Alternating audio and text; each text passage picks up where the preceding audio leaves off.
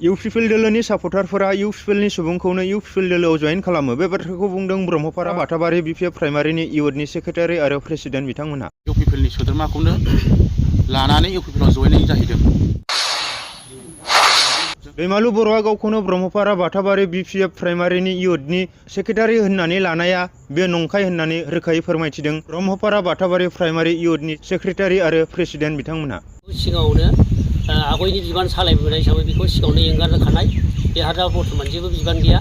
थांनाय 22 डिसेम्बर खालारखालि बिसिमुरि नब्लाङाव जानानै थांनाय इउपिपिएल दोलोनि जयेनिं हाबाफारियाव दैमालु बर'आबो जयेनिं जाहैदोंमोन। नाथाय दैमालु बर'आ ब्रह्मपारा बाथाबारि बिपिएफ प्राइमारियाव सिगां समाव खामानि मावदोंब्लाबो बेखौ 9 बोसोरनि सिगांनो बिनि माखासे केलेंकारि आखुनि थाखायनो बेखौ एक्सपेल खालामखादोंमोन होननानै बिथांमोना रोखायै फोरमायथिबावदों।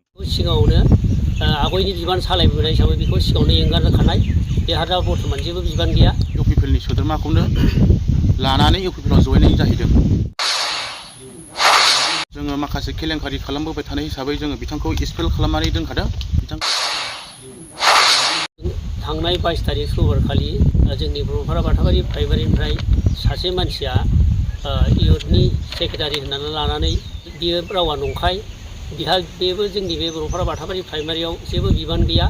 बेखौ सिगाङावनो आगयनि बिबान सालायबोनाय हिसाबै बेखौ सिगाङावनो एंगारखानाय, बेहा दा बर्थमान जेबो बिबान गैया। थांनाय 22 तारिखआव बिसमुरि नब्लाङाव बियो इउथनि सेक्रेटारि होननानै लानानै माखासे गावनि सार्थखौ देखायनो थाखाय इउपिपिएलनि माखासे मानसिखौ लानानै बियो सारेन्डार जाहैदों। आरो बे सारेन्डार जानाया जोंनि देबोरगाव समितिनिल' नङा, बियो दतमा समितिनिबो आरो चिरां दुवार समितिनिबो। दैमालु बर' बिथाङा गावखौ बिपिएफ इउथ प्राइमारिनि मा होनना लादोंमोन? इउथनि सेक्रेटारि होननानै लादों बिथाङा, नाथाय बे नंखाय।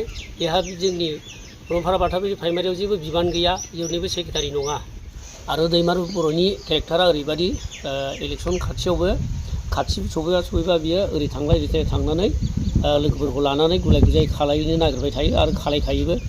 दा थाखा फैसाखौ बियो बिराद माबा खालायो, लबि जायो। नाथाय मोनबोयो ना मोनबोआ जों मिथिया। बेनि थाखायनो जों बेखौ बारा मोजां मोना आरो रायजो राजाफ्राबो बिनि सायाव बारा फोथायनाय गैया। जोंनि गोदोनि सिगांनि सरकारानो जानजि खाफ्राखाबाय आरो जों दाबो खौसेयैनो दङ। जोंना बिपिएफआ जोंनो देरहागोन, जोंनो रायजो राजाफोरखौ मदद होगोन, अनसायगोन। जोंजोंनो फैथों, सोरबा फैनो दंबावोबा जोंजोंनो फै। आंनि बुंनो गोनांगौआ बेनो, ब्रह्मपारा बाथाबारि प्राइमारिनि जानानै नैबे दाखालि थांनाय सुक्रुबार 22 तारिख मोनसे बिसमुरि बाजारनि नब्लाङाव मोनसे जयेनिं हाबाफारि जादोंमोन इउपिपिएलनि। बेवहाय जोंनि गामि खाथिनिनो लोगो बिथाङा मा जाहोनखौ लानानै गाव हारसिङै बोराबनानै बिसमुरि जयेनिं हाबाफारियाव जयेनिं जाहैदों। दा जोंनि बुंनांगौआ बेनो, दा बिथांखौथ' जों सिगांनिफ्रायनो जोङो माखासे केलेंकारि खालामबोबाय थानाय हिसाबै जोङो बिथांखौ एक्सपेल खालामनानै दोनखादों।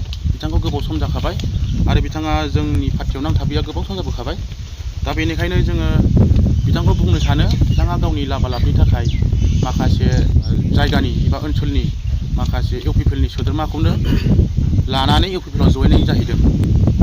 आरो बिथाङा माखासे जोङो खोनाबावनो मोन्दोंमोन, माखासे बिथाङा बिजेपिआवबो थांनो होननानै खोथा बुंलांदोंमोन, जों खोनादों। आरो बिथांखौथ' जोंनि ओनसोलाव बांसिनानो रावबो मोजां मोना, मिन्थिजोबखायो। रायजो राजाफोरनाव सोंनो हागोन बिथांनि बेबहार आखल आखुखौ माबायदि। दानि जिथु सरकार, इउपिपिएल सरकारा माबा मोनसे खोथा होदोंमोन नामा?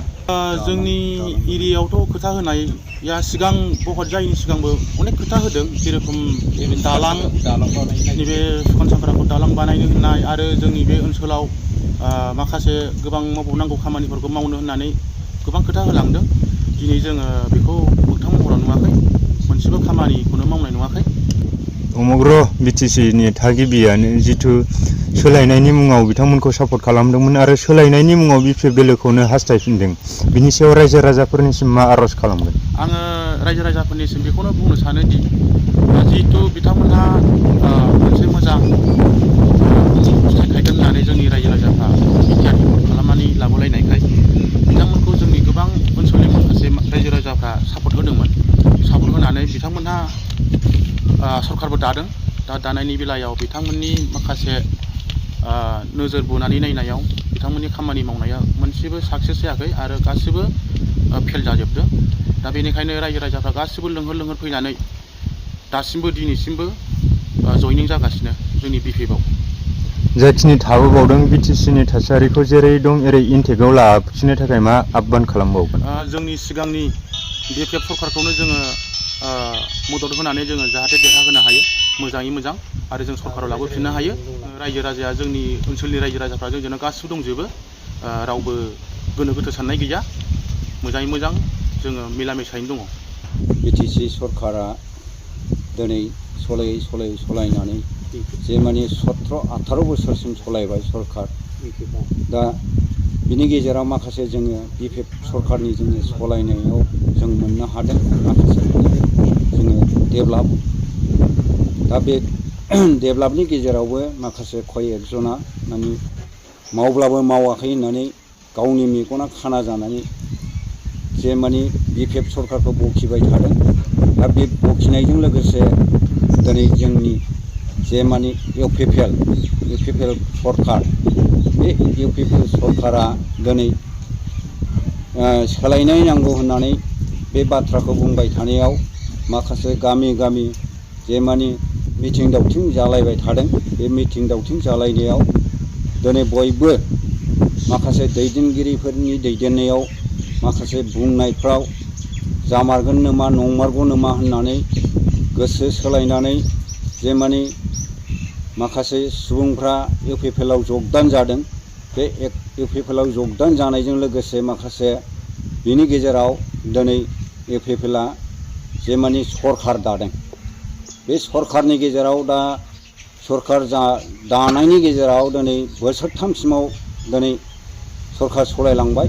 दा बेनि गेजेराव जोङो जेबो जोंनि नैबे ओनसोलाव जोङो इउपिपिएल सरकारनि जोङो माने जेबो मावनाय डेभेलप बेखौनो जों दासिमबो नुनो मोनाखै। आरो मोनसे खोथाया नैबे जोंनि बे सुखान सांग्रा 10 राइड, बे 10 राइडखौ जाय बिथांमोनहा जोङो इउपिपिएलनि माबायाव जोङो सरकार दानो हायोब्ला, जोङो बे सरकार जायोब्ला इउपिपिएल सरकार जायोब्ला दिनै जोङो बे सुखान सांग्रा दालांखौ जोङो ब्रिज होगोन आरो बेजों लोगोसे जोङो लामाखौ खना बानायगोन, खुनु हाब्रु दैलाव गानो मोननाय नङा होननानै जाय बिथांमोनहा बुंदों। दा बे बुंनायजों लोगोसे माखासे जोंनि बे गामियारि ओनसोलनि माखासे सुबुंफ्राबो बिसोरजों लोगोसे गेलेमलांफादोंमोन। दा बे गेलेमनायनि गेजेराव माखासे दा जेबो सुबिदाखौ नुवाखै। दा बिनि थाखायनो माखासे जोंनि बे गामि ओनसोलनि सुबुंफ्रा दा अनेक गोसो सोलायगासिनो दं।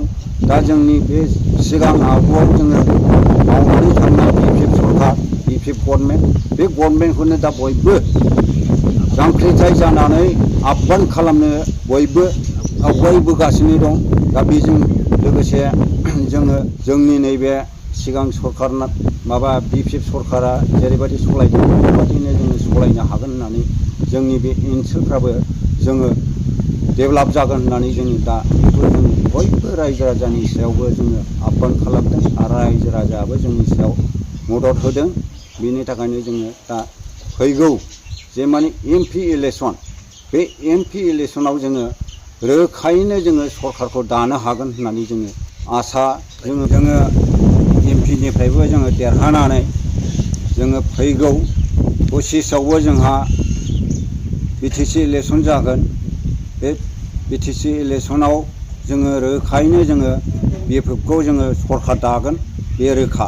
बेजों लोगोसे माखासे जोंनि बे खाथि खालानि रायजो राजाफ्रा जे माने नुखा मिन्थिखा अखायैब्लाबो जाहाथे माने गोसोफोरखौ आलादिङा खालामनानै लाब गैया। ओंखायनो जोङो दा बे समावनो जोङो रायजो राजाखौ आह्वान खालामो, जायहा माने जोंनि नैबे फैगौ जे माने एमपि इलेक्सन, बे एमपि इलेक्सनाव जोङो बयखौबो जोङो माबा आदर्श खालामो, जाहाथे माने बिथांमोनहा जोंजोंनो जयैनो फैनानै जोङो खौसेयै जोङो खामानि मावलाङो।